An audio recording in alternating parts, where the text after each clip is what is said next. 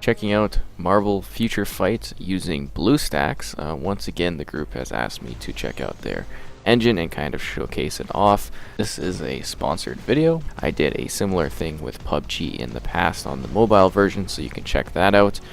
Mostly we're going to highlight features and advantages to using Bluestacks to play your mobile titles, which is something I actually personally have done for a very long time. That's where I played my Worldcraft series, which was well known, and where I generally play all of my Android titles for various benefits and reasons.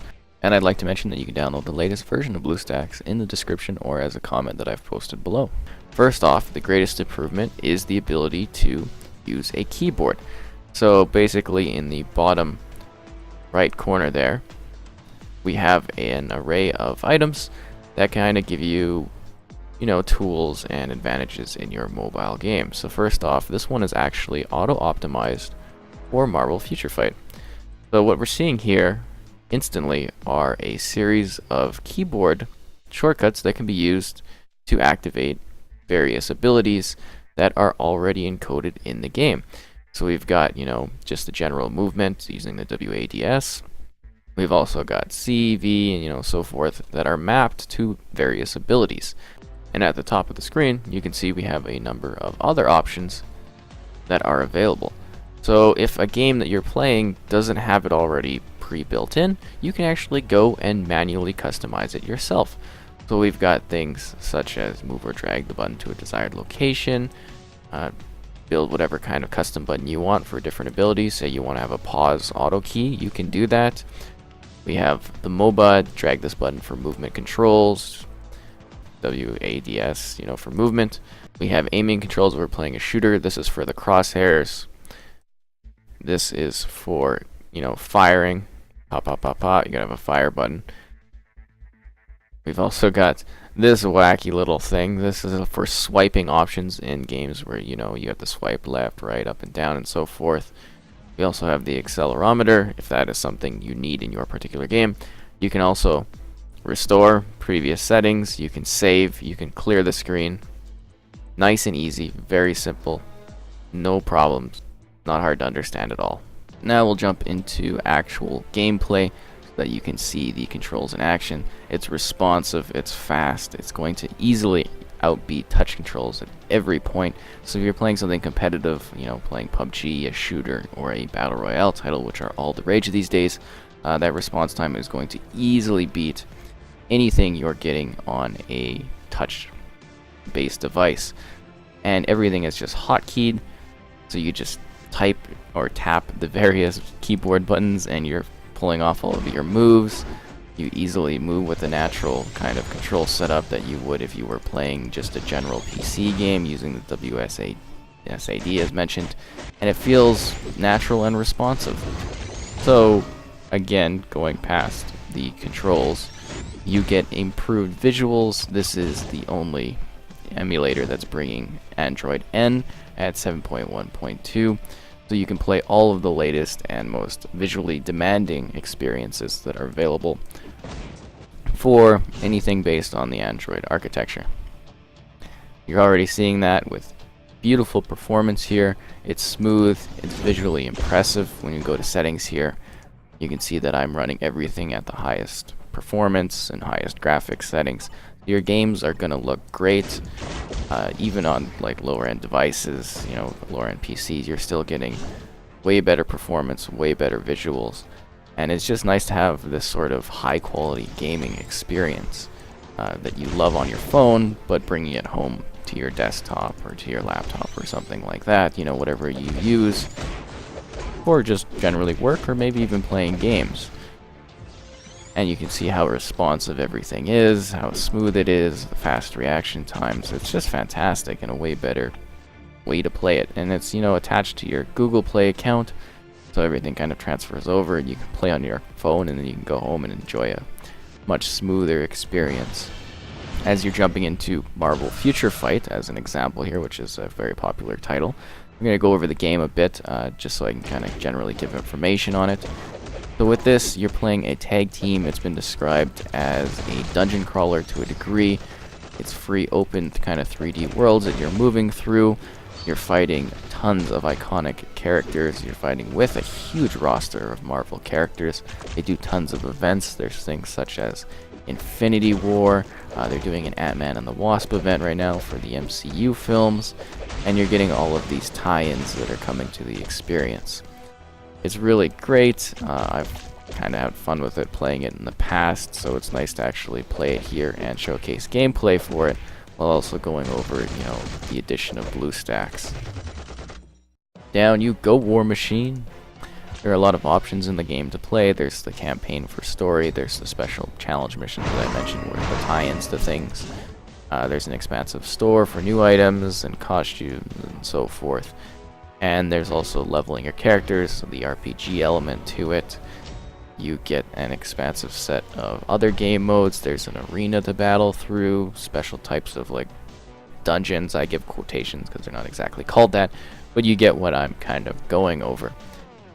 And you're seeing how this is just definitely made better with a solid frame rate and just beautiful visuals that look great. There's so many options for tweaking the visuals in Bluestacks too, depending on what kind of monitor setup you have. You can go up to 4K, which is great. And obviously, with the little touch-ups, you're getting a far better experience than you would just playing it off on your tiny phone. Phones are getting a lot better these days visually, but they're still not going to be able to beat something such as a desktop or even a laptop, which is, just how it goes. And I think this game is a great example of the type of kind of benefits and performance you're getting out of Bluestacks, just based on, how it runs, how it looks, even with all these particle effects and characters on the screen. It's running flawlessly. And I think that's kind of a great way to experience your mobile titles.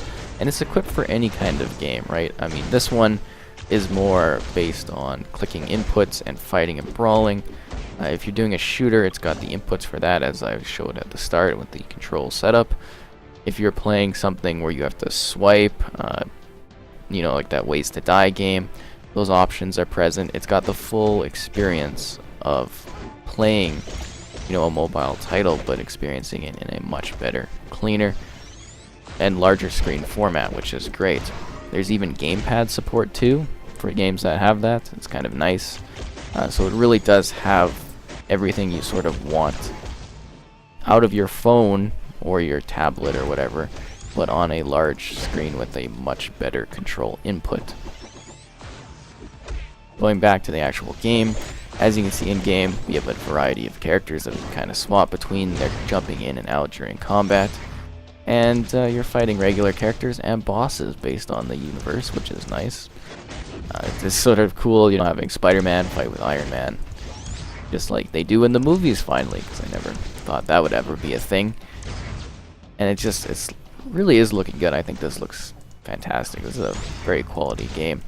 So no matter what you throw at this, this emulator, it's going to look good, and it's going to offer sort of any game you want. There's no limits. There's a suggested store area where you can see, top games that are obviously customized for it, with this one being pre-ready just right away, with the keyboard being like, hey, we see you're playing this game, would you like to try our suggested inputs? And I'm like, yeah, sure, that makes it easier. Even if the game isn't supported natively, you can just throw in your own custom keyboard controls and you're good to go. It's nice and easy and smooth, which is impressive. And again, I've been using Bluestacks for a very, very long time. This is something I do heavily personally suggest outside of even the sponsorship, because I use this to film all of the Android games, because it's the best way to actually display them, from a creator standpoint. You're not having to film like a tiny phone with a low resolution. You're getting all the benefits of having your PC ready. If you're the type of person who likes their music and everything in the background, you can have that running without any disruptions or performance problems in your game, which is nice. And it's just really just a smooth time. I mean, this is playing really well. Enjoying a nice narrative in this game. And it is nice to see that they've gone and pushed to actually supporting games, just within the game or engine, without having to actually have players do it themselves. Getting that pre-selection of items is that Vision? That's crazy. Is important to kind of show that you're supporting games, what games are popular, and what people want to check out when they're coming to play it. And I think that's a kind of above and beyond from Bluestacks too, actually. And I've seen this sort of engine really improve, because I remember it being, you know, testing out when it was just early available, this Bluestacks, and it's really come along well. They've added so many like additional features and touches to it that is just playing really overall great benefits and great time. Probably talked enough about Bluestacks, but you know, you're seeing the gameplay in general. You're just playing as a bunch of different Marvel characters. There's so many to unlock and so many to use. Kind of great to be using Spider-Man. It's definitely my favorite Marvel character. Da-da-da. Getting coins. Level 4, nice. So yeah, I think this is actually a neat game too, because I haven't really gone over it too much. General, I'm just trying to give you the basic details on it. It's fairly expansive, and there's a lot of content here, the full story. All the crate systems, it's not too pushy on the microtransactions. And it does seem to feed you quite a bit of items. Definitely quite a lot of items. But we'll take a look at the store, just because I always like to do that in these types of videos. You can see like the gem systems available. All these different characters, you know, Infinity War style, comic book style. Just a massive roster of characters. I'm very, very impressed by it. You know, free hero chest every once in a while, so you're always getting new characters in your roster, and there's always an expansive collection of characters to unlock and work towards. Taking a look at the store, these are in Canadian prices, by the way, too, so you can do the conversion. I always like to show off the microtransactions, just so people know when they are actually going to play the game. I think that pretty much sums it up. With Marvel Future Fight and Bluestacks, you're getting a good combination, lots of benefits and improvements to your general experience, and I think it does present a good way to play games, a better way to play your mobile games, and it looked really great. If you have any questions about using Bluestacks with Marvel Future Fight or other titles, let me know. But I think it was explained quite well, and I encourage you to check out the PUBG mobile one so that you can see how a shooter performs using the Bluestacks N.